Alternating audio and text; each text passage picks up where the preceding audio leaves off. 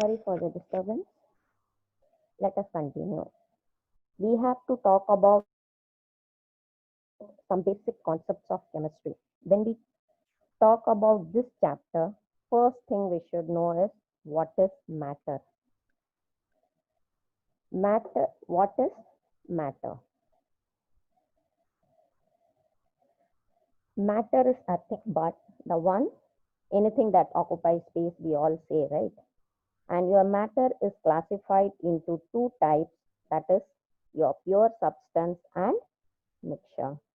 Pure substance is classified again into two types, elements and compounds.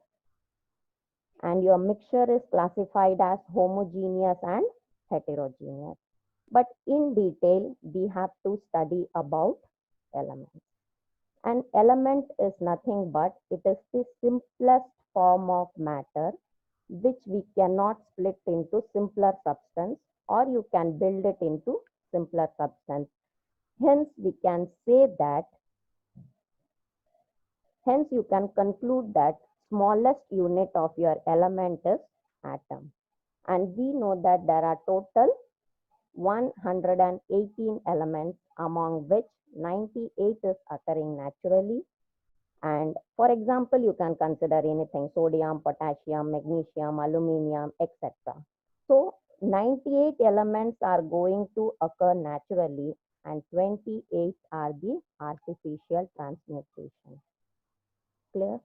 And next we have to talk about your second, that is what is compound. Compounds are nothing but it is formed by chemical combination of your two or more pure substance, but the conditions apply is it can be in any ratio. And when we talk about mixture, mixtures are formed by, it is a physical combination of your two or more pure substance. And the next very important thing we have to know in this chapter is different law of chemical combination. We have different law for your chemical combination. What are all those laws? We have law of your conservation of mass, law of constant proportion, law of multiple proportion. But overall, when we conclude, we could say that it is nothing but your moles of the element in reactant will be equal to the moles of the element in the product. The entire conclusion you can say from the law of conservation. And when we talk about law of conservation, we have to check whether the total number of moles of the reactant is equal to the total number of moles of the product. Next, we should learn about the relation between your molecular mass and vapor density. Molecular mass is equal to 2 into vapor density. Let us come to know how do we say that molecular mass is equal to 2 into vapor density. Molecular weight, what do we know in that? It is nothing but the mass of one molecule of a substance divided by mass of one atom of hydrogen. And we say that vapor density is equal to molar mass of gas by molar mass of H2. Hence, we could say that molar mass of gas by your molar mass of H2, we could take it to be 2. Therefore, we could conclude that molar mass is equal to your 2 into vapor density. And when we talk about basic concepts, the first law which comes as to be the basic is Avogadro's law. From the beginning, when you start studying chemistry, we start studying that it is equal volume of all gases have same number of molecules, and that is nothing but equal number of molecules. It takes it to be number of atoms, and we all know that Avogadro's number is 6.023 into 10 to the power of 23. But here, the one part is important, that we should know Avogadro's hypothesis based on the concept of your volume. Volume occupied by 1 mole of gas. Volume occupied by 1 mole of a gas. and that we say that it is equal to 22.4 liters. But how do we conclude that it is equal to 22.4 liters? You can derive this by using your ideal gas equation, that is nothing but PV is equal to nRT. If you derive this, we come to a conclusion that it is K is equal to RT by P. And we are taking the standard temperature and pressure. Your standard pressure is 101 and your standard temperature is 273.15. And when we substitute that, we get the value as equal to 22.4 liters. That is what we say it as your volume occupied by 1 mole of gas, that is 1 molecule of gas occupied 22.4 liters at your 273 Kelvin and 760 mm your pressure, which is very important to note whenever you are trying to solve questions related to gas. We always remember the number of molecules to be Avogadro's value, that is 6.023, but we always forget that 1 mole of molecule of gases will occupy 22.4 liters. That is very, very important, which you will use in solving many questions. Hence, it's an important point. You can note it down. And next, when we talk what is limiting reagent, when we come to limiting reagent, immediately we should understand that whenever a chemical reaction is taking place, we have reactant and a product. In the reactant side, we may have more than two. So among the two reactants, which one we will conclude it to be? Which one we will conclude it to be that it is the limiting reagent. Hence, we should understand what is limiting reagent.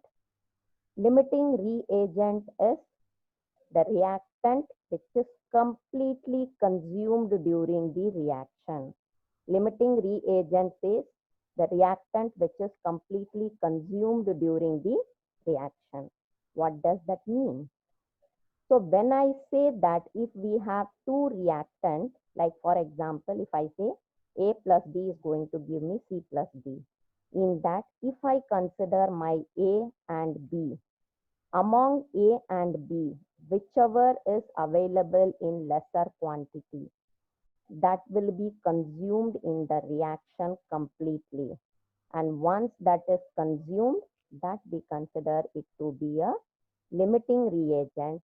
And once or the reactant, if it is completely consumed, it is automatic that the reaction will stop completely, and that we say that it is a limiting reagent. Hence, you could conclude that whichever reactant is in lesser quantity, that we will consider it to be, that is quantity here means number of moles. We will conclude that as a limiting reagent, and when that particular reactant exhausts, then your reaction will stop completely. And the next topic which we should know is dilution law. According to your dilution law, what we conclude? What is dilution law? Dilution law says that if the solution of your same solute, if two solutions of your same solute are mixed, then we consider that the molarity of your resultant solution will be M1 plus V1 will be equal to your M2 plus V2.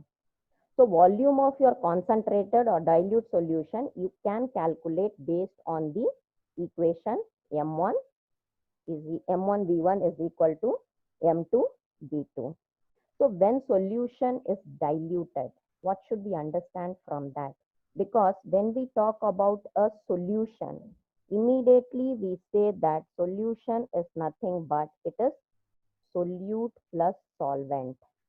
So when I say solute plus solvent and I need to dilute that particular solution, which one should I increase or which one should I decrease? So immediately you should understand that when a solution is diluted, we need to add more solvent is added, and we remember that the solute will always remain unaffected, or you can say unchanged. Hence, if I say, if the volume of a solution having a molarity of M1 is being changed, I mean, say we can say from V1 to V2. So we can say that your M1 V1, that is moles of solute in the solution, will be equal to the M2 V2. So M1 is your initial molarity and volume. V1 is our initial and changed one is V2 and M2. This is what we consider it to be your dilution law. And the most important part of this chapter is the concentration of the solution. What do we mean by concentration of the solution? Concentration of the solution you can evaluate by different methods. That is mass by mass, we can calculate. Mass by volume, we can calculate. Volume by volume. ppm is parts per million. Okay. And most important is your mole fraction, molarity and molality. If we talk about concentration of solution, chemistry is incomplete without knowing this. For any exam or for any chapter, knowing this is very, very important. And generally, students get confused between your molarity, molality, normality, mole fraction. Hence, we have to be very clear and very sure what is concentration of the solution, and each concept in that we should know it. So, what do we understand by mass percentage? Mass by mass percentage is nothing but amount of solute in grams. That is very important. Amount of solute in grams. Amount of solute in grams present per 100 gram of the solution. That is very important. Hence, we could say that your amount mass percentage of your solute you can find out by mass of the solute divided by mass of the solution into 100. And mass by volume, when we calculate, it is the amount of solute in gram present per 100 ml of the solution. This is important, per 100 ml of the solution, because here we say it is 100 gram, here we say it is 100 ml. That indicates the difference between your mass and volume. And when we calculate volume by volume percentage, that is nothing but volume of the solute per 100 ml of the solution. Per 100 ml of the solution, that is volume by volume percentage. If I try to calculate, that is volume of the solute by volume of the solution into 100. That is volume of the solute, volume of the solute by volume of the solution.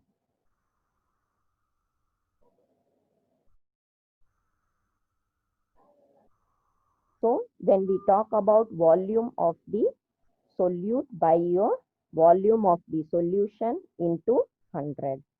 And the next method of concentration, we can say parts per million, that amount of solute in grams per million, we say it as your parts per million. And the next is your molarity, molality, and your mole fraction. People will be knowing about your mole fraction. That is ratio of the moles of your one component of the solution to the total number of moles of the solution. So if we say total mole fraction of all component of a solution, that we could conclude it to be equal to 1. Hence, if I say that if we are taking a binary solution that is having two components, let us imagine A and B. And I want to calculate the mole fraction of A and mole fraction of B. we could say that if I want to calculate the mole fraction of A, we can say that it is your Na by your Na plus Nb. Na by Na plus Nb. In the same way, if you want to calculate your if you want to calculate the mole fraction of your B, you could say just that Nb by your Na plus Nb. Irrespectively, if you are taking more number of solutions, it is okay. And when we say the most is, what is molarity? Molarity is nothing but number of moles of solute per 1000 ml of the solution. This is important. Number of moles of solute per 1000 ml of the solution. Hence, M, and do remember molarity is capital M and molality is small m. This difference is very important. Number of moles of solute per 1000 gram of the salt. It is your 1000 ml of the solution. If we say it is molarity, 1000 gram of the solvent, if we say it is your molality. Hence, when we give the formulae, if we are saying molarity, it is number of moles of the solute divided by volume of the solution in liter. And molality is number of moles of the solute divided by weight of the solvent in kg. This is the basic concept which we should know from this chapter. Hence, based on the concept, let us try to solve few questions from this chapter.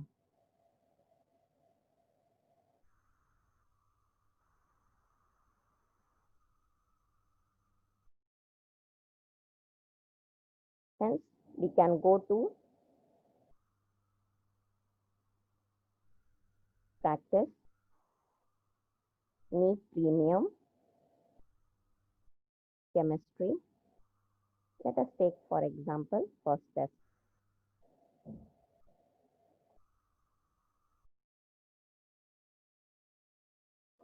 If we say 3 gram of hydrocarbon on combustion with 11.2 gram of oxygen produce 8.8 gram of CO2 and 5.4 gram of H2O. What do we analyze from this or the data? Which law it will satisfy? They have given you conservation of mass, none of these, multiple proportion, constant proportion. So when we try to solve this, which law will it apply? Let us do that. When we say your 3 gram of hydrocarbon on combustion with 11.2 gram of oxygen, that means 3 gram of hydrocarbon plus your 11.2 gram of oxygen is going to give you a product that is 8.8 gram of carbon dioxide plus 5.4 gram of H2O, right? If we sum up these two, 3 gram plus 11.2, what it will give? Here we could say the formula, that is mass of your sum of your mass of your reactant plus reactant will give you mass of your product. You could apply this formula and then we could reach to the answer. Hence, when you add these two, you could say that it is 14.2 gram in your reactant and the same in 14.2 gram in your product. Hence, we could say that your from this law of conservation of mass is verified. You can check, save, and go to next question. They have asked here is the maximum number of molecules present in. They have given us multiple conditions, that is 15 liter of your H2 gas at STP, 5 liter of N2 gas at STP, 0.5 gram of your H2 gas and 10 gram of O2. Hence, we have to calculate the number of molecules present in it. As we discussed, number of molecules we have to find out. So you know number of molecules, it is fixed for 1. It is equal to your 6.023 Avogadro's number. And but look at your first option, it is 15 liter of H2 gas. As I already mentioned that we are having gas, that means it should be 22.4 liters. So when we say 22.4 liters, that means in 15 liter of H2, how many molecules are present? So we could conclude 15 divided by your 22.4 liters into your Avogadro's number. We could get a value that should be around 0.669 N. In the same way, we have second option as your 5 liter of H2. 5 liter of your H2, we could say that it is again, it is liter, so it should be 22.4. So 5 divided by your 22.4 into your Avogadro's number, because we need the number of molecules. Third option they have given in gram. Do focus, it is given in gram. 0.5 gram of your H2. 0.5 means we have to say 0.5 again divided by 2 into your N. And the last option is number of molecules present in 10 gram of O2. Similarly, you can find out your O2 molar mass will be 32. Hence, we could say that it is 10 divided by your 32 into your N. Hence, from this, we could conclude that your 0.669, that is your first option, will have the maximum number of molecules. So, the maximum number of molecules will be present in your 15 liter of H2 gas at STP. Let us save that and go to next question. Third question says it is 25 gram of MCl4 is going to contain 0.5 mole chlorine. Then we have to calculate the molecular mass.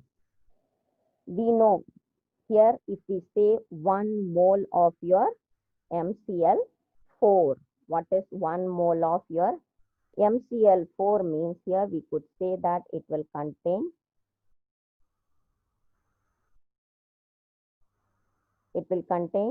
4 moles of chlorine.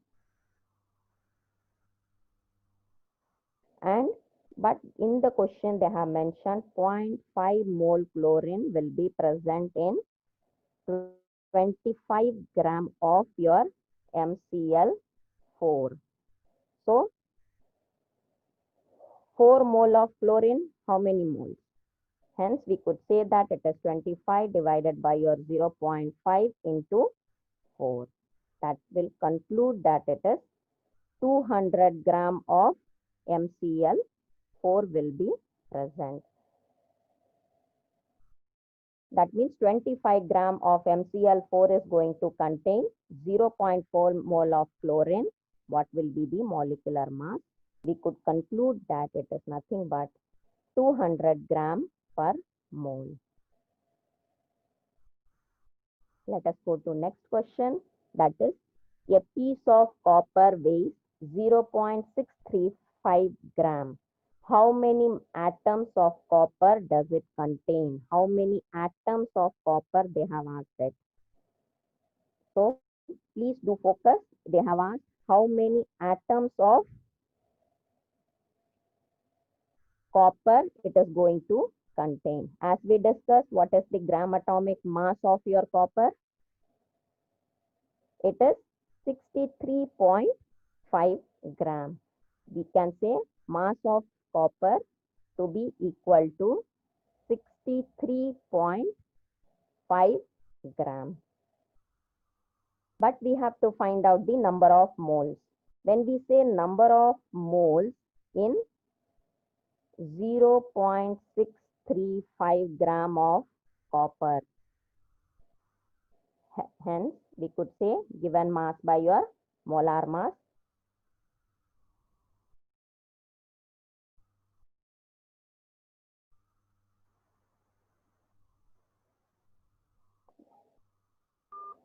let us find out the number of moles. And we know that it is number of moles is nothing but, or the given mass by your molar mass. Given mass is 0.635 and your molar mass is 63.5. That will be equal to your 0.01 moles. But we have to find out the number of atoms. When we find out the number of atoms, it is, we know that it will contain 6.023 into 10 to the power of 23, and the number of moles it is 0.01. Hence, you will get the answer as 6.02 into 10 to the power of 21. So let us see which is our right option from this. It is option A. Save and let's go to next. The next question is, which pair of species has the same percentage of carbon? Which pair of species has the same percentage of carbon? Which pair of species is having the same percentage of carbon? Let us sort out.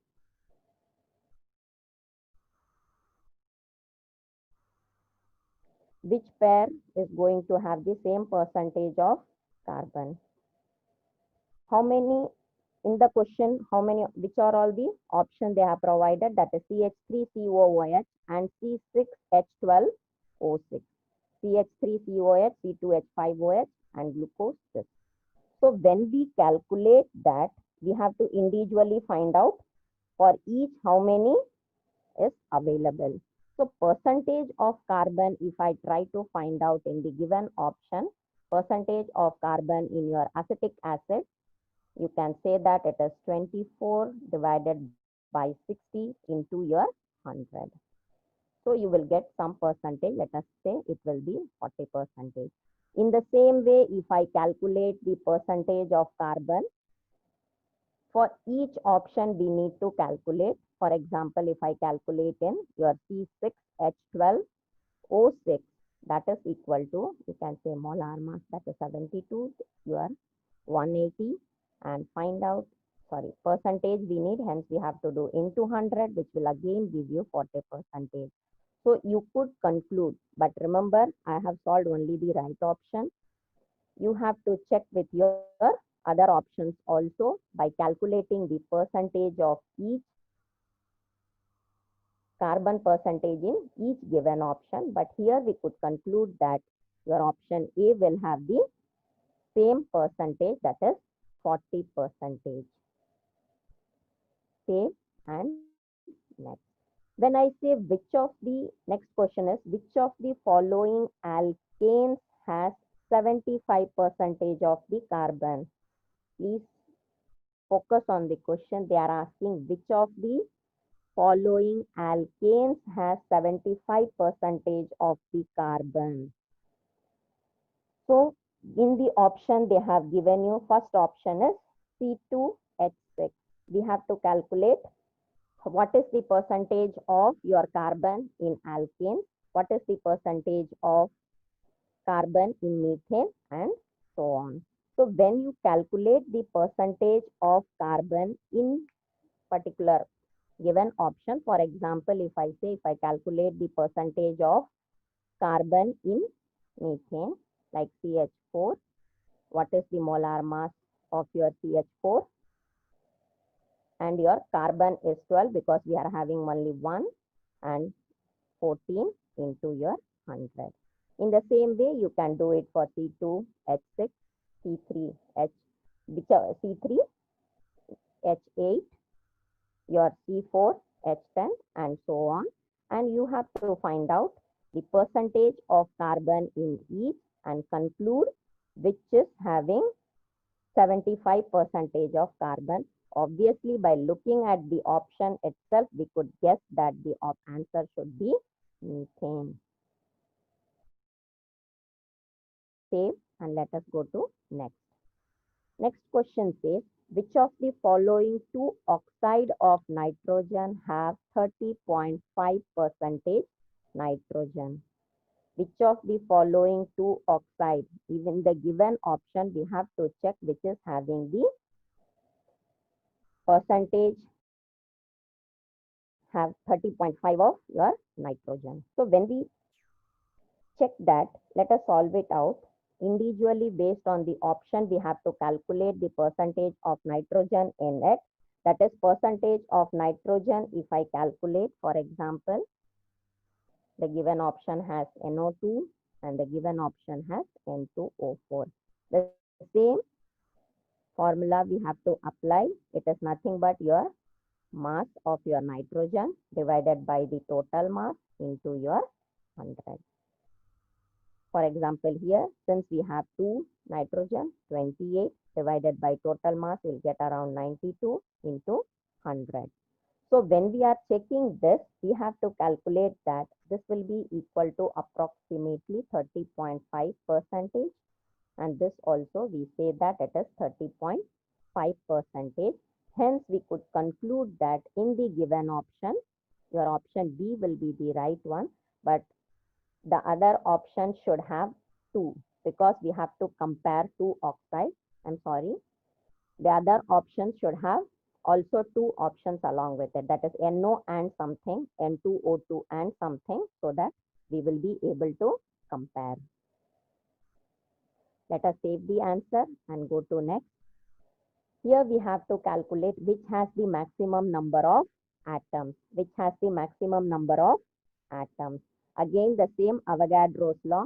When we are solving the question, you could note that each point is available in our revision notes. That is, Avogadro's law is helpful. Based on your Avogadro's law, we are calculating. Based on molarity, normality formula, we are calculating. We are using your percentage calculation. That is mass percentage, your volume percentage. Those points are also very important. Hence, we are having it here. Let us go back to the question. Here they have asked which has the maximum number of atoms. Hence, in each given option, we need to calculate the number of atoms. That is 25 gram of your C12 and the rest of the options. So, how do we calculate the number of atoms in the given option? That is 24 gram of your carbon they have given it. How do we calculate that? So we know it, 24 gram of atoms.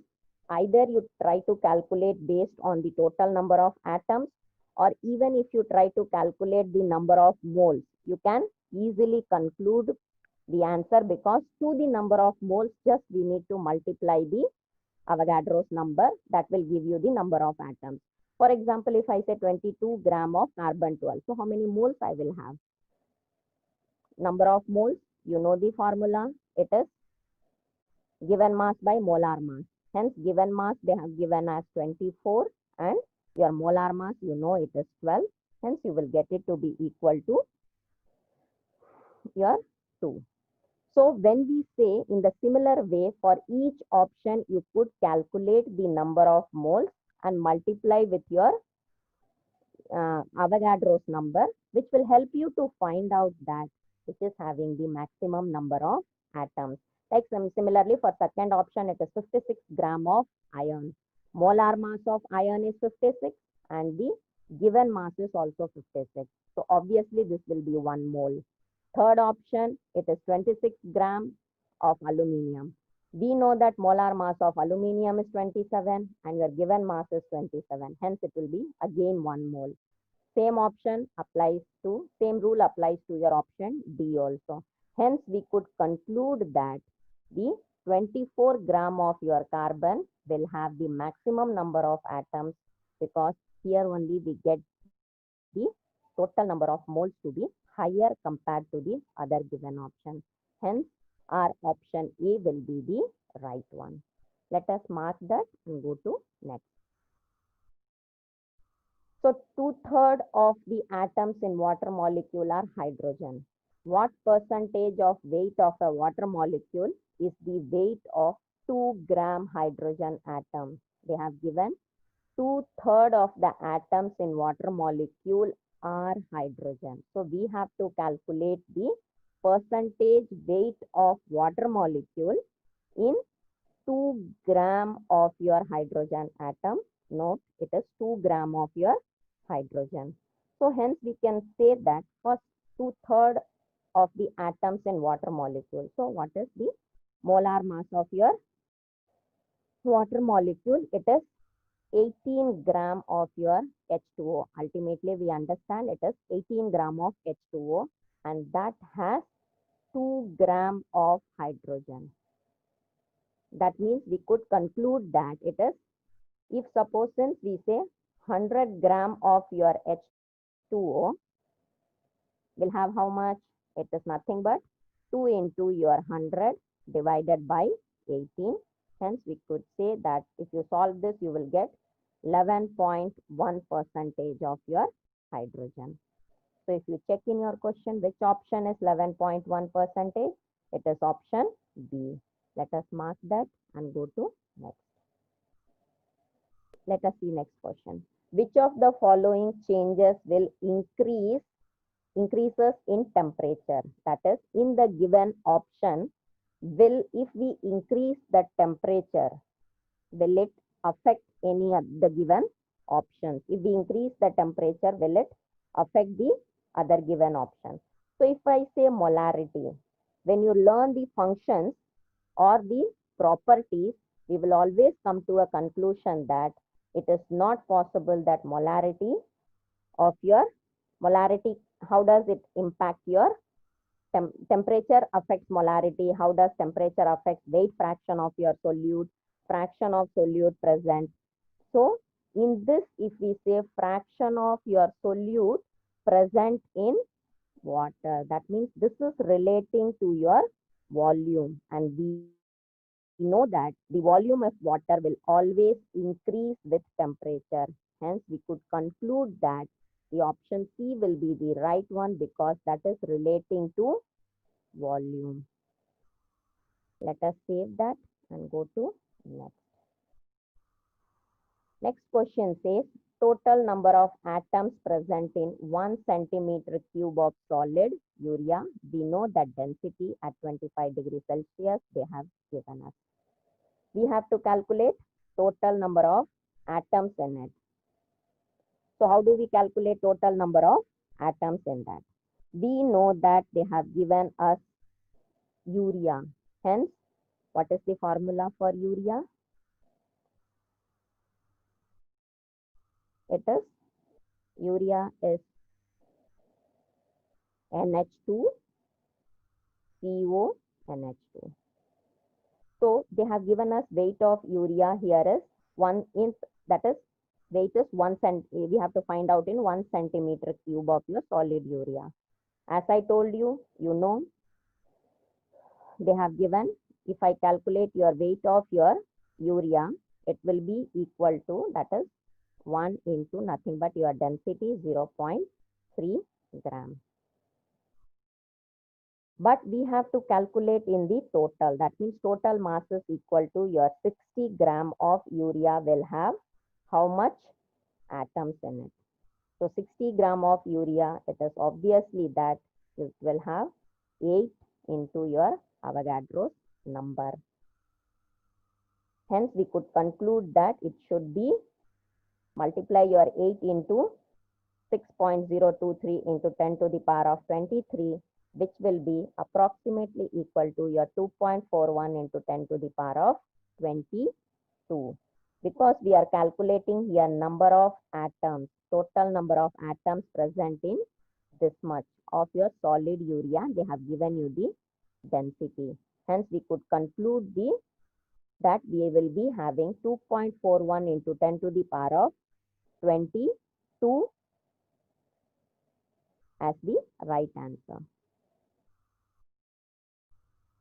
Next question says the molarity of 1 m solution of NaCl, and they have given specific gravity. They have given us specific gravity. What does we, or how do we relate your molarity with your specific gravity? We know that, let us solve it.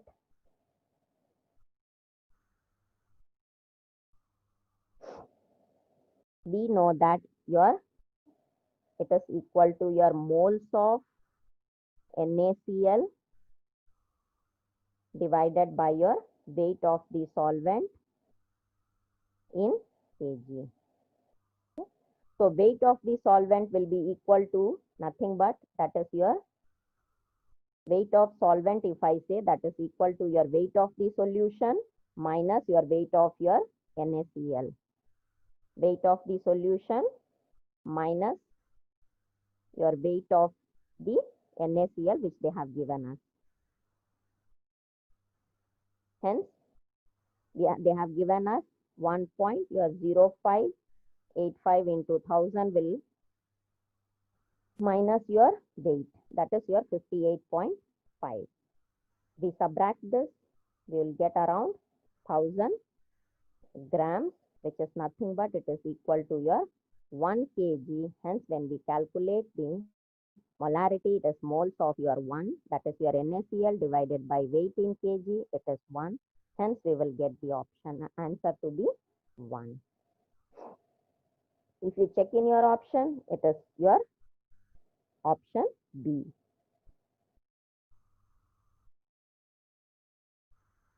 So let us mark that and go to next. It says how many ETDA. ETDA always stands for ethylene diamine tetraacetic acid, and the molecules required to make an octahedral complex with a Ca2 plus ion. How many molecules we require in order to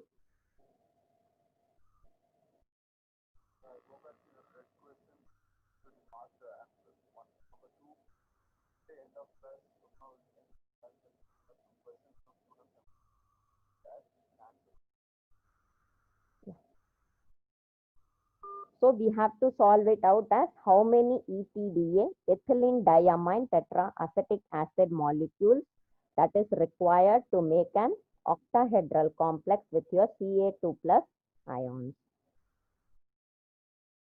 So we have to find out the ETDA.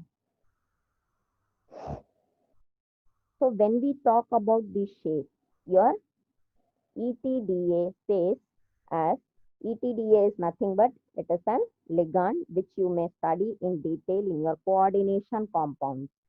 ETDA is a hexadental ligand and it can have complex with a cation of your 6 distinct position on the molecule. And always remember an octahedral complex, when we say it will have 6 bonds around your central atom, and one ETDA molecule complex with one molecule of calcium cation, it will form an octahedral complex. So this is a fact which we should know. Hence, you could conclude that among the given option, the molecules which is required to make an octahedral complex with your Ca2 plus ions will be 1. I think we have missed 3 questions in between. Let us go back to those questions.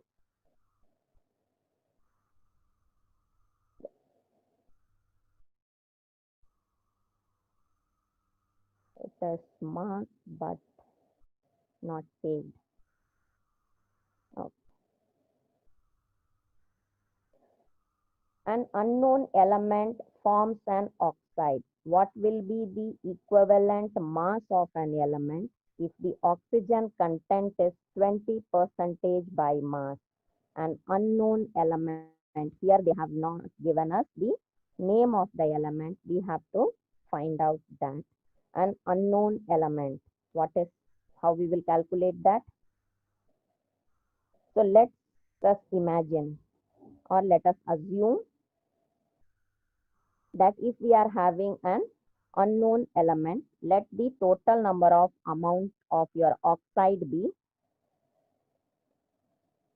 equal to 100. Hence, immediately we could conclude that your mass of oxygen is 20, right? Mass of your oxygen will be is 20. Hence, what will be, sorry, hence, what will be the leftover? We are assuming that oxide is 100 and oxygen is 20.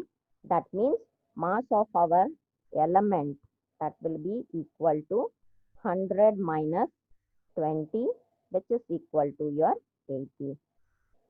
But we have to calculate the equivalent mass. Hence, there is a formula: mass of your element divided by your mass of oxygen into 8. Hence, here we are having mass of the element to be 80, oxygen is 20, and into 8, that is equal to your 32. Let us check in which option it is available. It is in B option. So 32 will be the equivalent mass of the unknown element.